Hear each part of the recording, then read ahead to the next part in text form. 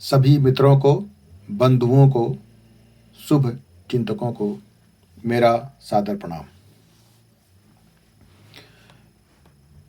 अपने देश के बिहार राज्य में चुनाव आने वाले हैं और पिछले कई महीनों से ऐसा देखने में आ रहा है कि अलग-अलग सोच, मानसिकता, अलग-अलग छुपे हुए एजेंडों के साथ में लोग चुनाव की लड़ाई लड़ने के लिए अपने आप को तैयार कर रहे हैं, लोगों का माइंडसेट तैयार कर रहे हैं। इसी श्रृंखला में ऐसा देखने में आ रहा है सोशल मीडिया पर कि अभी भी बहुत पहले से मतलब अपने देश में एक चीज़ देखी गई है राजनीति के तौर पर कि ईमानदारी, ईमानदारी, ईमानदारी की बात बहुत होती है। और ईमानदारी भी कैसी? पैसों वाली ईमानदारी। जैसे कोई व्यक्ति है, उसे डेमोक्रेसी के बारे में, लोकतंत्र के बारे में, तंत्र के बारे में, नौकरशाही के बारे में, विकास के बारे में, समाधान के बारे में, है ना, इन किसी भी सामाजिक मुद्दों में, पानी का मुद्दा कैसे हो, है ना, ऊर्जा का मुद्दा कैसे हो, अर्थव्यवस्था कैसी हो, बाजार कैसे हो, है ना, किसी भी मुद्दे पर कोई गंभीर समझ नहीं होती। लेकिन मैं वेतन नहीं लूंगा, मैं 1 रुपया लूंगा, मैं न खाऊंगा न खाने दूंगा, मैं कार नहीं इस्तेमाल करूंगा, मैं मोटरसाइकिल नहीं इस्तेमाल करूंगा, मैं साइकिल पर चलूंगा, मैं पैदल चलूंगा, मैं लोगों का मुफ्त काम करूंगा। मतलब जिसकी जितनी समझ है उस आधार पर नारे देना शुरू कर देता है और लोग समझते हैं वाह वाह वाह वाह वाह। यहाँ पर ध्यान देने वाली बात यह है कि मैं ये नहीं कह रहा हूं कि जो ऐसा नारे देते हैं वो लोग बेईमान ही होते हैं। ईमानदार भी हो सकते हैं, वास्तव में ईमानदार हो सकते हैं। लेकिन प्रश्न ये खड़ा होता है कि क्या हमारे जनप्रतिनिधि होने का केवल यही मानदंड होना चाहिए कि आदमी कह रहा है कि पैसों से ईमानदार हूं? अरे भाई, जैसे मान लीजिए कोई व्यक्ति ऐसा है जिसने अपने जीवन में कुछ नहीं किया है, वो किसी लायक नहीं था, ठीक, अचानक कुछ लोगों का मन करता है कि चलो इसको आगे बढ़ाया जाए और अपने एजेंडे सेट किए जाएं। फ्रंट पे उस व्यक्ति को लाते हैं, उसको ईमानदार घोषित करते हैं और रागमाला राजनीतिक शुरू हो जाती है। अब प्रश्न यह खड़ा होता है कि वो व्यक्ति जो जीवन में कुछ नहीं कर पाया, उसके पास कोई सोच नहीं है, कोई समझ नहीं है, सामाजिक मुद्दों के प्रति कोई समझ नहीं है, उसे पता नहीं कि समाधान कैसे लाना है, उसे पता नहीं कि नौकरशाही से काम कैसे लेना है, उसे कुछ पता नहीं। पूरा जीवन उसने कैसे गुजारा? अपनी पत्नी, अपनी बच्चों और अपने परिवार, अपने अगर माता पिता साथ में रह रहे हैं तो उनके साथ में जैसे भी लड़ते झगड़ते समाओ, केवल रोटी और कपड़े का इंतजाम किया पूरा जीवन। यदि आप उसको ये कह दें कि आप सांसद बन जाइए, आप विधायक बन जाइए, तो ये तो उसके लिए जीवन का बहुत बड़ा उपलब्धि हो गया। वो कुछ भी करने को तैयार रहेगा, इसके लिए कुछ भी करेगा वो। तो उसको ईमानदार, मैं ईमानदार हूं, मैं ये करूंगा, मैं वो करूंगा, ये सब रटवा दीजिए। या यदि वो अपने आप से भी उसको जो भी उसकी कल्पना है कि अगर विधायक ईमानदार हो, विधायक अगर पैसे ना खाए, सांसद अगर पैसे ना खाए, सांसद अगर ईमानदार हो तो देश बदल जाएगा। मोटा मोटी सभी लोग ऐसे ही समझते हैं। तो वो तो उसको तो काफ़ी प्रशंसा मिलेगी। चुनाव हारे या जीते वो अलग बात है, क्योंकि चुनाव जीतने का भारत में आम आदमी के कसौटियाँ अलग होती हैं। आम आदमी को ईमानदार आदमी नहीं चाहिए होता है, आम आदमी को चाहिए होता है वो आदमी जो उनका काम करवा सके। और काम कैसे करवाए जाते हैं? मतलब आड़े टेढ़े तरीके से जो काम करवा सके, या जिसका दबदबा ज़्यादा हो, जिसका भौकाल अधिक हो, है ना, इस तरह का, या जिसके साथ में उसके संपर्क कुछ नज़दीकी हो, ताकि यदि वो चुनाव जीत जाए तो कुछ थोड़ा बहुत उससे काम निकल सके। काम निकल सके का मतलब आप समझ ही रहे हैं किस तरह का। देखिए, कुछ प्रतिशत लोगों को छोड़ दीजिए, बाकी हम में, आप में से सभी लोग लगभग, अपवाद को छोड़ दें, का एजेंडा ही होता है। हम ऊपर से कुछ भी कहें, कुछ भी दिखाएं, हमारे मन के भीतर की भावना यही होती है। हमारा समाज ऐसे थोड़ी ना भ्रष्ट है, ऐसे थोड़ी ना है भाई। जो हमारी आपकी संतानें हैं, हमारे आपके भाई बंधु, भाई बहन, है ना, चाचा नाना, मामा फूफा, मामी, मौसी मौसा, यही सब लोग तो बैठे हुए हैं ना सिस्टम पे। हमारे आपके माता पिता बैठे हुए हैं। तो जाहिर है कि हमारा परिवार भ्रष्ट है, हमारे रिश्ते भ्रष्ट हैं, हम भ्रष्ट हैं, तभी देश भ्रष्ट है, तंत्र भ्रष्ट है। तो इस पे तो कोई बात नहीं की जा सकती है। ये तो हम और आप जब अपने भीतर से ईमानदार होंगे तब देखा जाएगा। अभी मुझे मोटे तौर पे सिर्फ ये कहना है इस छोटे से वीडियो में, ज़्यादा लंबी बात आगे वाले वीडियोज़ में आएगी, कि हमें ऐसे प्रतिनिधियों की आवश्यकता नहीं है जो ऐसे नारे देते हैं, या ऐसी घोषणाएं करते हैं, या ऐसी बातें करते हैं कि वो पैसा नहीं लेंगे, वो वेतन नहीं लेंगे, वो 1 रुपया नहीं खाएंगे, ना खाने देंगे। क्यों? क्योंकि भारत में विधायक और सांसद के हाथ में अधिकार नहीं है। उनके हाथ में कार्यकारी अधिकार नहीं है। अच्छा, आप ये बताइए, मान लीजिए आप निर्दलीय विधायक हैं, सत्ता पक्ष के विधायक हैं तो थोड़ा अगर आपका दबदबा है तो चलता है, छोड़ दीजिए। आप विपक्ष के हैं तो काम होना ही नहीं है। मान लेते हैं कि आप बीच के हैं, आप निर्दलीय विधायक हैं, मान लेते हैं, समहाउ बन गए। यदि आपके क्षेत्र का जिलाधिकारी भ्रष्ट है, उप जिलाधिकारी भ्रष्ट है, तहसीलदार भ्रष्ट है, कानून गो भ्रष्ट है, दरोगा भ्रष्ट है, सीओ भ्रष्ट है, एसपी भ्रष्ट है, कमिश्नर भ्रष्ट है, जो बीच के सारे आते हैं वो भ्रष्ट हैं, न्यायपालिका असंवेदनशील है, भ्रष्ट है। आप ये बताइए कि एक विधायक और सांसद क्या कर लेगा? उसके हाथ में कुछ है? मान लेते हैं कि कुछ विधायक ऐसे हैं जिनके पास थोड़ी समझ है, उन्हें तार्किक हैं, रेशनल हैं, वो कुछ सवाल खड़े कर सकते हैं। तो सवाल कहाँ खड़े कर सकते हैं? विधानसभा में या संसद के अंदर। ठीक, उन्होंने सवाल खड़े किए, बात खत्म हो गई।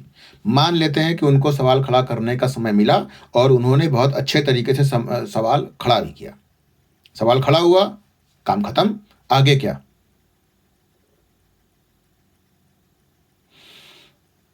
उस क्षेत्र के क्या सारे लोग बदल गए? बदलने का मतलब ही नहीं कि स्थानांतरण हो गया फिर नया आ गया, वो भी वैसा ही हो गया, नहीं। क्या उस क्षेत्र से भ्रष्टाचार खत्म हो गया? लोगों के प्रति तंत्र की संवेदनशीलता पैदा हो गई, तंत्र के प्रति असंवेदनशीलता खत्म हो गई? तंत्र उस क्षेत्र के लोगों के प्रति जवाबदेह हो गया, जिम्मेदार हो गया क्या? नहीं ना, ऐसा नहीं होता। तो सवाल ये खड़ा होता है कि कोई विधायक बना, वो वेतन नहीं ले रहा, मान लीजिए, ठीक। अरे भाई, ना खाऊंगा ना खाने दूंगा। जब आपको खाने के अधिकार ही नहीं है, आपके हाथ में कुछ है ही नहीं है, वो तो आप विधायक या सांसद हैं, तो कुछ अधिकारीगण जो आपकी बात का मान रखते होंगे सम्मानवश या हंगामा से बचने के लिए, वो आपकी बात मान करके छोटे मोटे काम कर देते हैं। तो मान लीजिए कि आप उस व्यक्ति का आपके साथ संबंध नहीं होता, विधायक सांसद के साथ में, तो वो मान लीजिए उसके उस काम को कराने में 10,000 रुपये खर्च होते, तो विधायक सांसद संपर्क है और विधायक ने कहा ना खाऊंगा ना खाने दूंगा, तो उसका काम 1,000 रुपये में हो गया। फिर भी 1,000 रुपये पड़े उसके, जो नहीं पड़ने चाहिए थे।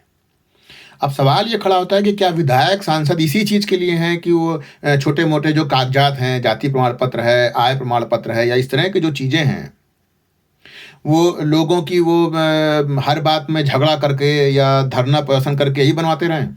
यही काम है उनका। इसीलिए हमने प्रतिनिधि चुना है अपना? नहीं। मेरा ये कहना है कि जनप्रतिनिधि चुनाव के समय कौन व्यक्ति वेतन कितना लेगा, कौन व्यक्ति खाएगा, नहीं खाने देगा, पैसों के लिए कितना ईमानदार है, इसका कोई मतलब नहीं है। ये निराधार चीज़ें हैं। केवल लोगों के दिमाग में एक नई चीज़ पैदा करके या ये दिखा करके कि हम ईमानदार हैं, वो जो एक भ्रम है भारत के अंदर जो शुरू से बैठाला गया है आज़ादी के बाद से कि ईमानदारी बड़ी चीज़ है। देखिए, आज़ादी होने के बाद सब बेईमान नहीं थे, लेकिन आज सब बेईमान हैं।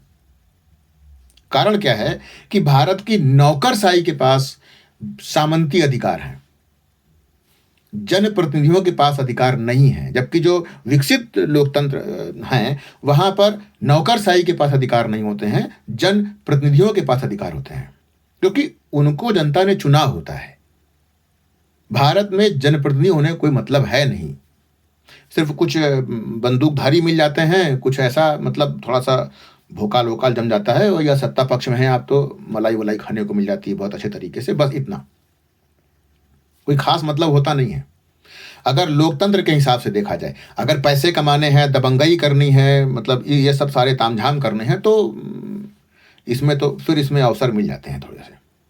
जितना आप गति करते रहते हैं उतना अवसर मिलते रहते हैं। तो इन चीज़ों के लिए अगर आपको अवसर प्राप्त करना है तो आप ईमानदार रह ही नहीं पाते हैं, क्योंकि आपके विधायक सांसद के पास अपने आप में इतने अधिकार नहीं होते हैं कि वो दबंगई दिखा सके। दबंगई दो तरह से कोई विधायक और सांसद दिखा सकता है। एक ये कि उसका प्रशासन से संपर्क हो बहुत अच्छा, तो वो जो बोले वो प्रशासन करे। अब प्रशासन क्यों करेगा ऐसा? प्रशासन तभी करेगा जब सामने वाला व्यक्ति पैसे से बाकी चीज़ों से मजबूत होगा। ऐसे ये इस तरह कैसे मजबूत होगा? तब उसके साथ मिला कर रखते हैं। एक पूरा नेक्सस होता है, पूरी श्रृंखला होती है। ऐसा नहीं है कि भारत में बहुत ईमानदार या विधायक या सांसद नहीं होते हैं, नहीं। कुछ दो चार मिल जाते हैं विधायक सांसद जो बहुत ईमानदार हैं, जिनके बारे में आप कह सकते हैं कि उनके पास अपना खुद का स्कूटर भी नहीं होता है। अब सवाल ये खड़ा होता है कि इस तरह के जो ईमानदार सांसद विधायक हैं, उन्होंने 5 वर्ष, 10 वर्ष, 15 वर्ष, 20 वर्ष, 25 वर्ष, 30 वर्ष तक सांसद विधायक रहने के बावजूद अपने क्षेत्र के लोगों के लिए चुटर पुटर के कामों के अलावा किया क्या कर पाए? जबकि उसी जगह पर जो भ्रष्ट लोग हैं उनके क्षेत्रों में तो बहुत विकास के काम हो जाते हैं, क्योंकि भाई विकास का काम बाजार करती है और प्रशासन करता है, बाकी पूरा तामझाम करता है। उसमें कुछ लेन देन होते हैं तो पैसा अंदर भी होता है, बाहर भी होता है, तो कुछ ना कुछ काम होता है, दिखता है। अब ऐसा तो है नहीं कि जो सांसद बहुत ईमानदार हैं, जो विधायक बहुत ईमानदार हैं, उनके क्षेत्रों में जो स्कूल चलते हैं, सरकारी स्कूल चलते हैं, वो बहुत ज़्यादा अच्छे हैं, गुणवत्ता में बहुत अच्छे हैं। ऐसा तो है नहीं। ऐसा तो है नहीं कि उनके क्षेत्र में जो भी सरकारी सुविधाएं हैं वो बिल्कुल बहुत अच्छे गुणवत्ता की हैं, बहुत अच्छे स्तर की हैं, और सबको बिल्कुल बिना किसी तकलीफ के, परेशानी के बिल्कुल सहजता से उपलब्ध है। ऐसा नहीं होता। तो ईमानदारी का मतलब क्या रहा? कुछ नहीं, ये तमगा है। जनप्रतिनिधि के हिसाब से एक तमगा है भारतीय परिप्रेक्ष्य में। तो मेरा यह कहना है कि दूसरा बहुत तो ऐसे कैंडिडेट होते हैं जिनका अपनी कोई सोच ही नहीं होती है, अपना कोई मतलब ही नहीं होता उनको कुछ लोग प्लांट करते हैं उनको। अब सवाल ये है कि ये जो कुछ लोग प्लांट करते हैं और ईमानदारी के नाम प्लांट करते हैं, उनका अगर आप स्वयं सूक्ष्म विश्लेषण करें तो क्या वो खुद ईमानदार होते हैं जो लोग प्लांट कर रहे होते हैं, या उनका कोई अपना एजेंडा होता है? या जैसे बहुत लोग तो ऐसे ईमानदार होते हैं, जैसे पहले होता नहीं था कि कोई बाबू साहब हैं या कोई पंडित जी हैं या कोई बहुत धाकड़ टाइप के आदमी हैं अपने इलाके के, तो वो खुद प्रधान के चुनाव पर नहीं खड़े हो रहे हैं, किसी को खड़ा कर दिया, अपने घर के किसी नौकर को या बहुत किसी निरीह से आदमी को खड़ा कर दिया और वो रबर स्टैम्प बन गया और बाकी वो करते रहे। भाई ठीक है, कुछ समय तक तो आदमी, दूसरा दो गरीब आदमी होता है, जिसके जीवन में कुछ दिखता नहीं है ना? ऐसे बहुत लोग देखे होंगे, ऐसे बहुत लोग होते हैं जो बहुत सामान्य से परिवेश से आए होते हैं, बहुत सामान्य, उनकी बुद्धि भी कुछ नहीं होती है, उनकी पढ़ाई-लिखाई भी कुछ नहीं होती है, मतलब कुछ भी नहीं होता उनके पास, और वो मुख्यमंत्री बनते हैं और ही बड़े पदों में जाते हैं, ठीक? अंत में होता क्या है? वो उनको ईमानदार और विकास की बड़ी समझ है, ये है, ऐसा है, वैसा है, बहुत चीज़ें प्रायोजित करके प्लांट की जाती हैं उनके पक्ष में, उनके प्रति माहौल बनाने के लिए। अब सवाल ये खड़ा होता है कि जब ऐसे लोग कुछ बनते हैं, विधायक छोड़िए, ऐसे लोग अगर मान लीजिए कोई मंत्री बनते हैं, मुख्यमंत्री बनते हैं, या राष्ट्रीय स्तर पे कुछ बनते हैं, राष्ट्रीय स्तर की सरकारों में अगर कुछ बनते हैं, तो प्रश्न ये खड़ा होता है कि क्या उनके पास कोई विजन होता है, या वो केवल उस पद पर पहुंचकर उस पद का भोग करने में ही अपने जीवन की अंतिम उपलब्धि मानकर प्रसन्न रहते हैं।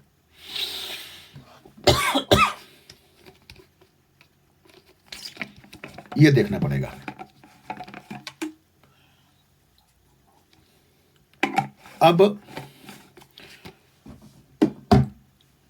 अब जाहिर है कि वो तो इसी बात में खुश है ना कि उनके पास पद है, और क्या चाहिए? पद का भोग कर रहे हैं, पद की सुविधाओं का भोग कर रहे हैं, पद के ग्लैमर का भोग कर रहे हैं। मुख्य बात है ग्लैमर का भोग करना। तो इन सब चीज़ों का भोग कर रहे हैं, और असली काम किस एजेंडे पर चल रहा है? जिन लोगों ने या जिन संगठनों ने या जिन संस्थानों ने, जिन संस्थाओं ने उनको उस पद पर पहुंचने में मदद की होती है, उनको प्लांट किया होता है, उनको स्थापित किया होता है। तो क्या हमारा समाज ऐसे ही करता रहेगा? नहीं। मेरा सभी आम जनमानस से अनुरोध है, सभी व्यक्तियों से अनुरोध है, विचारशील लोगों से अनुरोध है कि प्रयास इस चीज का नहीं होना चाहिए कि हमारा जनप्रतिनिधि वेतन लेगा कि नहीं लेगा, रुपया लेगा कि नहीं लेगा, खाएगा, खाने देगा कि नहीं देगा, है ना? इसका कोई मतलब नहीं है, क्योंकि विधायक सांसद के हाथ में भारत में अधिकार होता ही नहीं है। तो क्या खाएगा, क्या खाने नहीं देगा, क्या मतलब उसका? ठीक।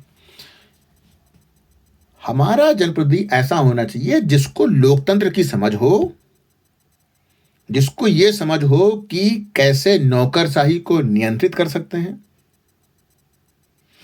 कैसे तंत्र के द्वारा, जैसा भी तंत्र है, भ्रष्ट तंत्र है, ईमानदार तंत्र है, कैसा भी तंत्र है, उस तंत्र के द्वारा कैसे, किस तरीके से आम जनमानस को लाभ पहुंचाया जा सकता है, कैसे उस तंत्र को, किस तरीके से उस तंत्र को लोगों के प्रति जवाबदेह बनाया जा सकता है, जिम्मेदार बनाया जा सकता है।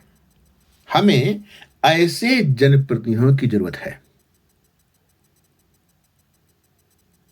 इसलिए यदि आपके पास समय है, और यदि आपको लगता है कि आप अपने क्षेत्र के लोगों के लिए एक बेहतर जनप्रतिनिधि चाहते हैं, या आप चाहते हैं कि इस बार भी अगर आपका प्रतिनिधि नहीं जीत पाता है तो अगली बार या अगली बार अगर बेहतर, एक प्रयास तो करेंगे ना, एक कदम बढ़ेंगे ना। आज नींव रखेंगे तो कल भवन खड़ा ही होगा। तो हम कोशिश अब ऐसे जनप्रतिनिधि करें जिनके पास विजन हो, दृष्टि हो, सोच हो, समझ हो।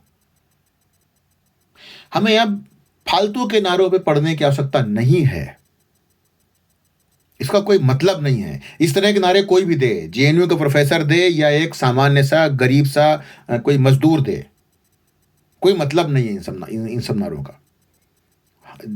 समाज हमेशा विजनरी लोगों को, जनप्रतिनिधि विजनरी होना चाहिए, दृष्टि होना चाहिए उसके पास।